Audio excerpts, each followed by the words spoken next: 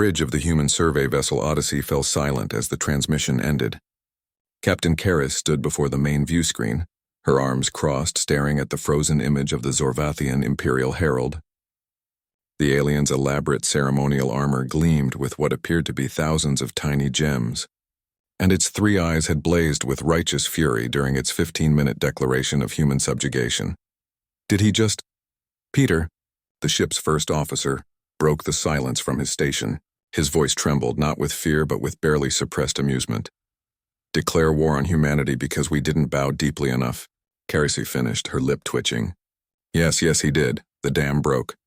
Peter snorted, then dissolved into helpless laughter. Within seconds, the entire bridge crew joined him, filling the command center with sounds the Zorvathian Empire had likely never associated with impending warfare. Karras pressed her fingers to her temples, trying to maintain professional composure.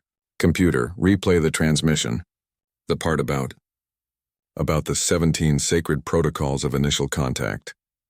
The herald's voice boomed through the speakers once more, each syllable dripping with pompous indignation.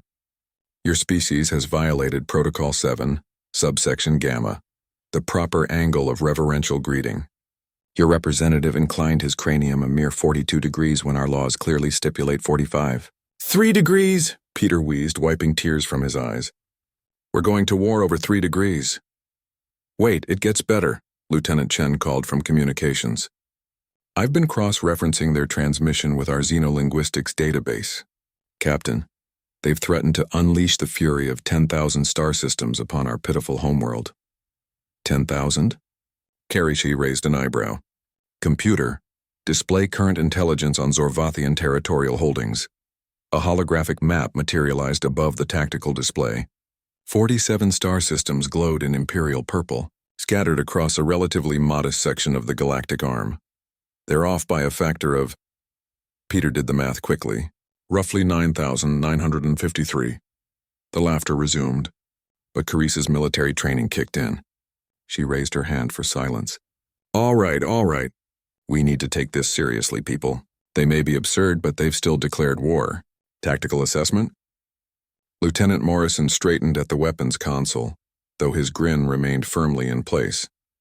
Their ships are impressive, Captain. Aesthetically speaking, lots of gold plating, elegant curves, what appears to be purely decorative plasma arrays. And militarily speaking, Morrison's grin widened. Their largest dreadnought mass is approximately 800,000 tons.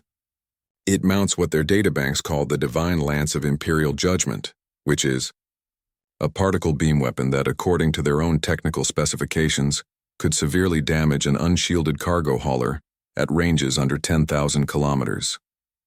He paused for effect. Captain, our point defense lasers have better range and penetration. Peter pulled up another display. It's not just their weapons, Captain. Look at their FTL capabilities. They use what they call Imperial warp tunnels, basically pre-established hyperspace corridors that took them centuries to map. Transit time between their core worlds is measured in weeks, whereas we can jump anywhere in days, Karras mused. Any indication they've encountered other spacefaring species? Chen shook her head. That's the thing, Captain. We're their first. Every other civilization in their territory was pre-industrial when they arrived. They've spent 3,000 years being the biggest fish in a very small pond. The reality of the situation began to crystallize for Karras. The Zorvathian Empire wasn't evil or malicious, they were simply unprepared. They had built an entire civilization on the assumption of their own supremacy, developing elaborate protocols and ceremonies to reinforce their position at the top of a hierarchy that had never been seriously challenged. And then humanity had walked in, failed to bow at precisely the correct angle, and shattered that assumption. Captain, Peter said softly, his amusement fading to something more thoughtful. They're going to attack. Their entire imperial identity is built on dominance and proper protocol. We've humiliated them just by existing. I know. Karras studied the frozen image of the herald once more, seeing past the ridiculous armor to the genuine outrage beneath. We need to respond, but carefully. If we crush them militarily, we become the threat that proves their worst fears. If we ignore them, we legitimize their authority to declare war on whoever doesn't follow their protocols. So what do? A slow smile spread across Caris's face. We accept their challenge, but we set the terms. Computer, open a channel to Earth Command. Priority Alpha. Admiral Kowalski's weathered face appeared on the screen minutes later. Captain, I've reviewed the Zorvathian Declaration. Command is debating the appropriate response. Permission to speak freely, Admiral. Granted. Sir, we can't treat this as a conventional military threat. The Zorvathians need to learn they're not the apex predators they think they are. But if we annihilate them, we set a precedent that humanity responds to cultural misunderstandings with overwhelming force. Kowalski leaned back in his chair. You have something in mind? A demonstration, sir. Something that makes our capabilities clear without being unnecessarily destructive. And then, diplomacy. Real diplomacy, not just military dominance. Explain. Peter jumped in, pulling up tactical projections.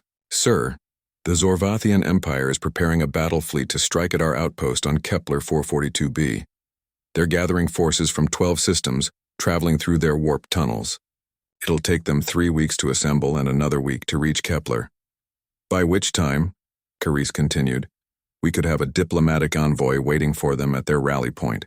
We demonstrate our FTL superiority, our intelligence-gathering capabilities, and our restraint all at once. And if they attack anyway? Morrison spoke up from tactical. Then we disable their fleet without destroying it, Admiral. We've already run the simulations. Our electronic warfare suites alone could shut down their weapon systems. We could end the fight before they realize it's begun. The Admiral studied them for a long moment. You want to embarrass them twice? No, sir, Caris said firmly. We want to show them there's a universe beyond their protocols.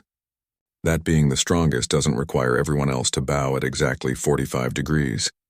That maybe, just maybe, the galaxy has room for more than one way of doing things. Kowalski's stern expression cracked into a slight smile. Approved, Captain. But Carise? Try not to laugh at them this time. At least not where they can see. No promises, sir. As the transmission ended, Peter turned to Caris with renewed energy. So we're really doing this? Meeting them at their rally point? We are. But first we're stopping at Earth to pick up Ambassador Chen and his team. Caris's smile turned mischievous. And someone needs to teach them about human humor. If they're going to interact with us, they'd better develop a sense of it. Think they'll get the joke eventually? Caris looked out at the stars, at the vast unknowable galaxy humanity was still exploring, full of wonders and absurdities in equal measure. Peter, I think that's exactly what we're about to find out. End.